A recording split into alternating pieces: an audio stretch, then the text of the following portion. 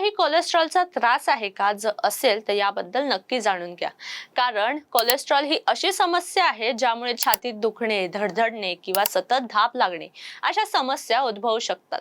Cholesterol म्हणजे एक वाईट पदार्थ आहे जो रक्ताच्या नसांमध्ये जमा होतो आणि त्याची लेवल जर वाढत राहिली तर हृदयाचे रोग, नसांचे रोग, हृदयविकाराचा झटका आणि हार्ट स्ट्रोक यासारखे गंभीर आजार उद्भवू शकतात. कोलेस्ट्रॉल दोन प्रकारचे असते, एक गुड कोलेस्ट्रॉल आणि बॅड कोलेस्ट्रॉल. जेव्हा शरीरात बॅड कोलेस्ट्रॉलची लेवल वाढते तेव्हा आरोग्याच्या समस्या सुरू होतात.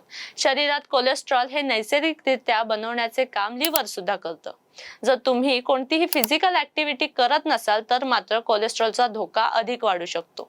शरीरात कोलेस्ट्रॉलचे कोणते स्पष्ट लक्षण दिसत नाही, त्यामुळे कोलेस्ट्रॉल वाढलं आहे का आणि किती वाढलं आहे हे आपल्याला कळत नाही. वास्तवात कोलेस्ट्रॉल वाढल्याने रक्तवाहिन्या म्हणजेच रक्ताच्या नसांमध्ये अडथळा निर्माण होतो आणि त्यामुळे रक्तप्रवाह स्लो होऊ शकतो.